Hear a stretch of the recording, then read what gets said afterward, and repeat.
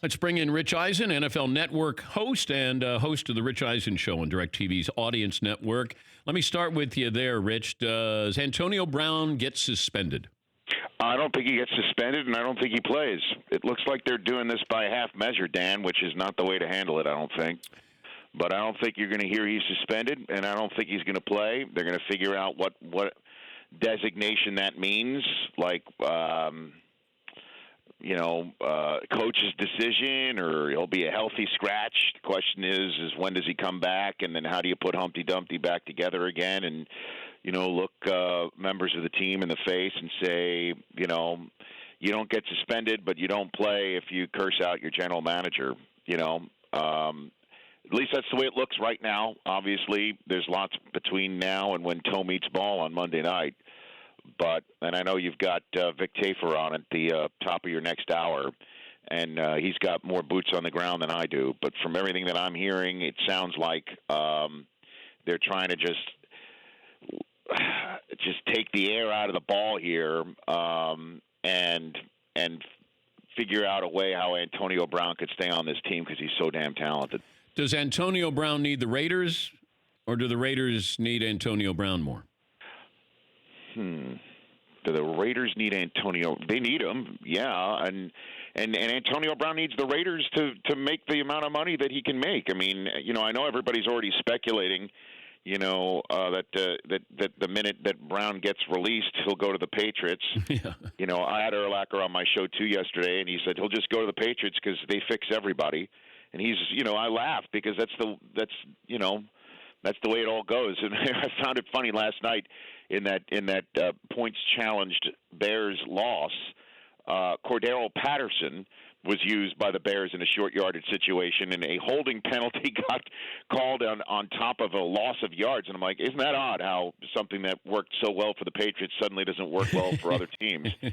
So, Antonio Brown might go on to another team, sure, if he is released, but he's not getting paid the guaranteed dollars that he would be paid if he stays on Oakland. So he needs the Raiders to be paid to have his business boom the way he wants.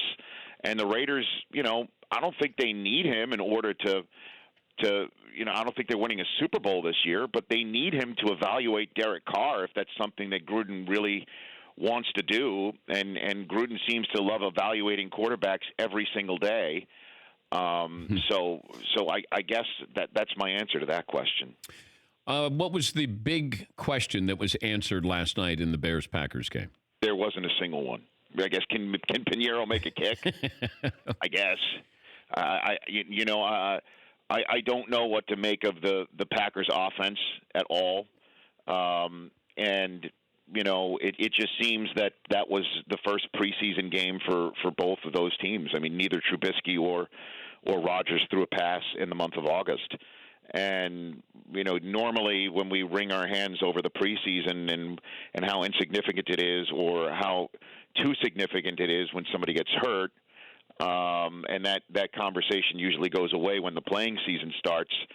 We'll see what happens Sunday to see if we have similar games like the one we had last night, where that felt like a preseason game. It looked like it. It looked like a team that was running through a new offense for Green Bay for the first time with their quarterback in a real game situation. And the Bears looked like they hadn't thrown a pass with Trubisky yet. And I know it's still the same cast, but you also have to give credit to the Packers defense. Yeah. I mean, if you saw Aaron Rodgers came up and gave Mike Pettin, the defensive coordinator, an attaboy shove in the chest when Trubisky was sacked for the last time, that might be the story of the night. The best matchup, the matchup you're looking forward to seeing the most this weekend is what? Well, I mean, the obvious one is Sunday night with Giants-Cowboys right behind it. For various reasons, with the Cowboys, with Zeke getting paid like that, and Eli's first start in a season with Daniel Jones sitting there, minus Odell and Saquon being owned by every fantasy team in the nation. But the one that's two that are under the radar are Rams at Panthers. That's going to be dynamite. And Chiefs at Jaguars. I know there's a lot of people on the Jaguars train, and we haven't seen Nick Foles at all. Fournette's lost weight. The defense is healthy and hungry, and the Chiefs have all those weapons.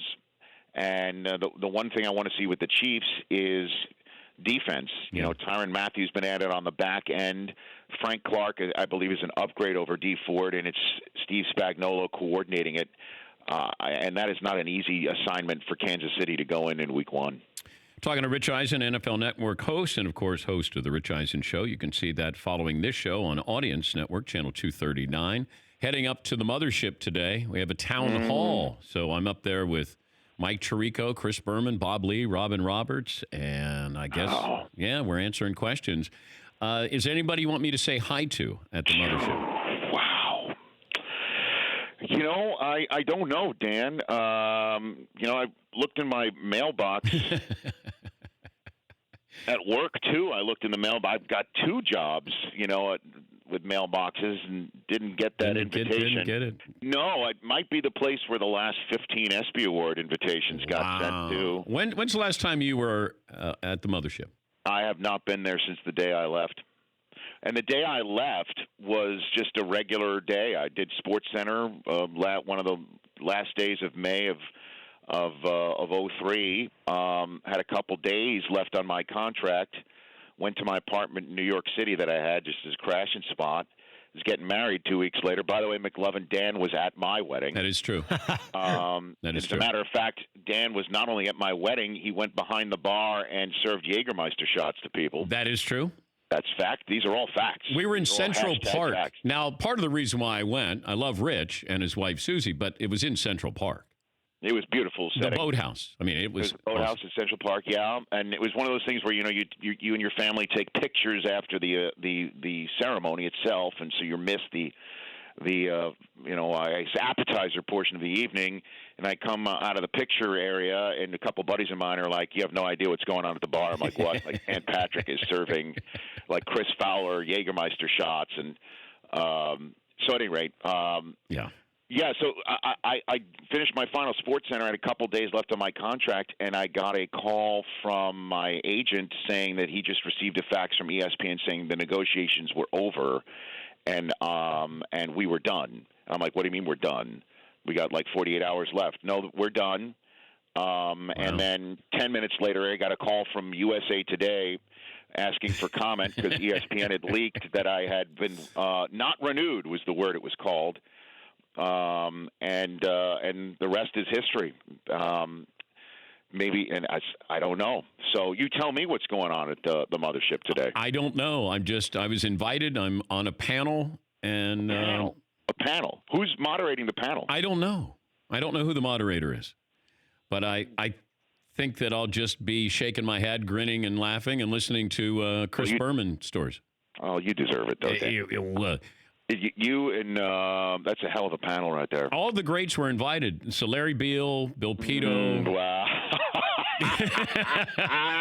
Well, I'm having my own 40th celebration on the show today, Dan. Oh, you are? Yes, I am. My third-hour guest, all third hour. I haven't seen him in a very long time. Mr. Craig Kilborn is coming in. My show coordinating producer, Don Bowie, just strolled into our green room area here to wash out the newly purchased martini mixer, as we're going to make our own drinks and give a toast to the 40th celebration that neither of us were invited to. Wow, Kilby coming out of his cave. That's Kilby nice. Is on the program. Yeah, he's the Howard Hughes of SportsCenter.